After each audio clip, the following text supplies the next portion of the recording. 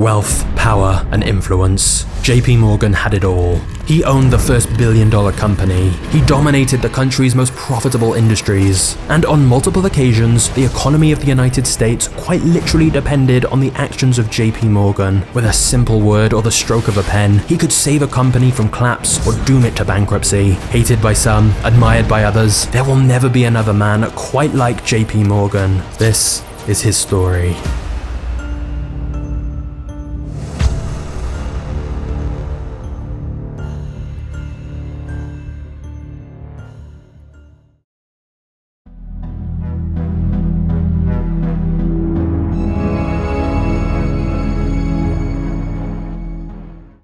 John Pierpont Morgan was born in Connecticut in 1837 into privileged circumstances. John's father, Junior Spencer Morgan, was already a wealthy banker, and he ensured that John had the best education that money could buy, since he wanted John to follow in his footsteps as a financier. However, despite being born into wealth, John's childhood was bleak. He was a sickly child. He regularly suffered from brutal coughing fits, migraines, seizures, and various diseases such as scarlet fever. His medical conditions meant he often couldn't play outside with the other kids. Instead, you'd find him inside studying or reading financial statements. In fact, at one point, John became incapacitated by rheumatic fever, and his father's solution was to send John to live by himself in the Azores Islands in the middle of the Atlantic Ocean. His dad believed the climate and salty air would help John recover from his condition, so John stayed on that island for nearly a year without any family, and when he was finally well enough, he continued his education. By 1857, John had studied in Boston, Switzerland, and Germany, and was now 19 years old and ready to enter the workforce. At this point, John's father was a junior partner at a London-based merchant banking firm called George Peabody & Co. And thanks to his father, John was able to get a job on Wall Street in the banking firm which looked after Peabody's interests in America. Part of John's job involved writing reports to his father's firm detailing the financial and political goings-on in America, which of course at the time was still an emerging market. However, from an early age, John's father feared that his son was too rash and hot-tempered to ever become a successful financier, and that he needed to learn restraint and responsibility. One example of this was in 1859 while on a trip to New Orleans. John made a seemingly reckless gamble by using company money to purchase an entire shipment of Brazilian coffee that arrived in port without a buyer. Even though John sold it and made a tidy profit, the senior members of the banking house, including John's own father, couldn't stand this kind of risk-taking. So in 1861, aged 24, John left the safety and security of an established firm in order to strike it out on his own, founding his own company which continued to act as an agent for his father's bank back in England. It was also that year that John married his first love, a frail young woman named Amelia Sturgis, and for a brief period, John was the happiest he'd ever been. However, Amelia soon came down with a persistent cough that was later diagnosed as tuberculosis. So right after their wedding, John took her on an extended honeymoon in the Mediterranean, hoping that the new climate might restore her strength, just like John's father had tried for him when he was younger. But it was no use. John's wife died just 4 months after their wedding, leaving John a widower at 24. Understandably, he was an inconsolable mess, and it's believed he never truly recovered from this tragic loss of his wife at such a young age. Immediately after losing her, John threw himself deep into his work more than ever. However, whilst John was going through his own crisis, so was the United States. Around this time, the American Civil War had broken out, and the 1863 Conscription Act should have meant John went off to fight, but he didn't. Instead, John paid $300 to be removed from enlisting and have a substitute stand in his place. That's not to say John didn't get involved in the war though. In fact, on the contrary, he profited from it hugely. One of the most notable examples was when he financed the purchase of 5,000 surplus Hall carbine rifles, at $3.50 each from the government, that were considered too old to use. But then the consortium who bought them made some minor adjustments and almost immediately sold the same rifles back to the government for $22 each. It was an over 600% increase in price, and thus, whilst it was a very lucrative deal for John to be involved in, this war profiteering was certainly not popular with the public or the government.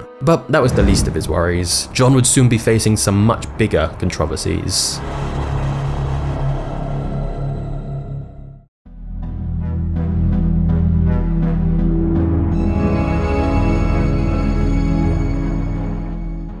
In 1871, John saw the golden opportunity to team up with one of the leading financiers in the country, a banker named Anthony Drexel. Together, they founded the Drexel Morgan & Co. private merchant banking house, which was later renamed to simply JP Morgan & Co. And this would be the firm that John would manage for the rest of his life, serving as the precursor to the modern banking titan we know today as JP Morgan Chase. Now, early in John's career, he'd mostly just been a facilitator of deals, like connecting wealthy investors and visionaries together in exchange for a cut of the profits. But as John amassed a bigger personal fortune and reputation, he was able to finance many of these projects on his own, and John had already identified his first major investment, the American railroad system. Now, at the time, most of the other big industries were dominated by one single magnate, like Carnegie dominated in steel and Rockefeller dominated in oil. But the railroads weren't monopolized. Actually, it was the opposite. There were so many competing companies that offered very similar routes that they often slashed their prices to try and win customers. But whereas most looked at the railroad business and saw fierce competition, John saw opportunity. He felt the answer was consolidation, merging railroads together rather than competing. That's because John knew that the bigger a business got, the more it could benefit from economies of scale. So John's goal was always to turn multiple small companies into one unified conglomerate. Suddenly, rather than competing against each other and driving down prices, they could set whatever prices they wanted, as they owned all the nearby railroads. So John invested heavily in multiple railroads, which he began consolidating. He'd take over underfinanced railroad companies, streamline their management and operational efficiency, and merge the small companies together into one dominant player that could crush any remaining competitors, which of course he'd then be able to take over as well.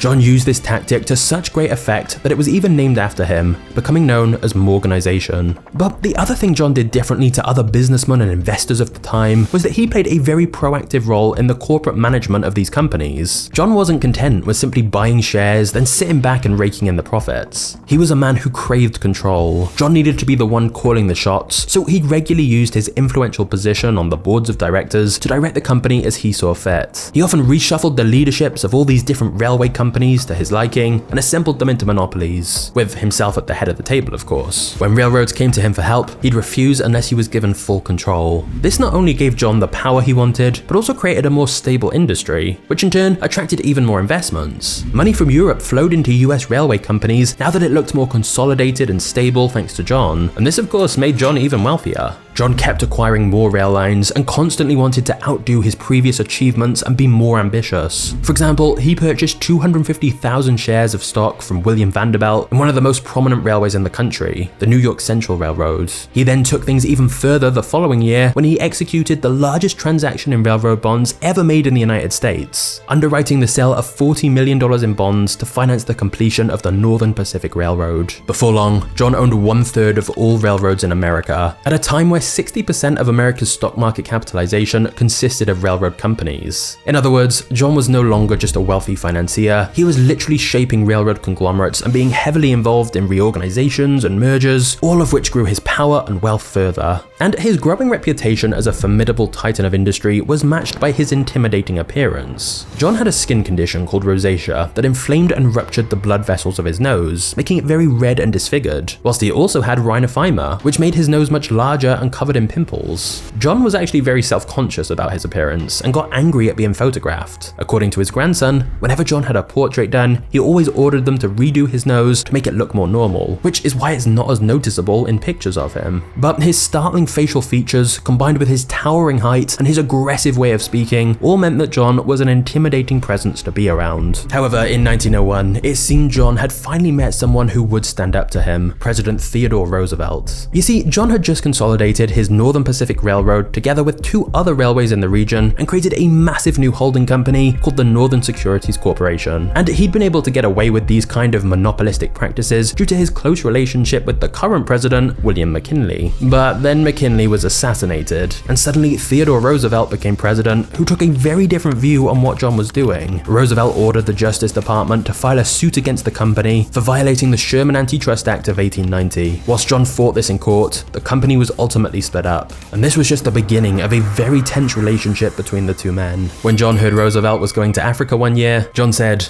"Good. I hope the first lion that meets him does his duty." For John though, this was merely a small setback. He was already planning something much crazier.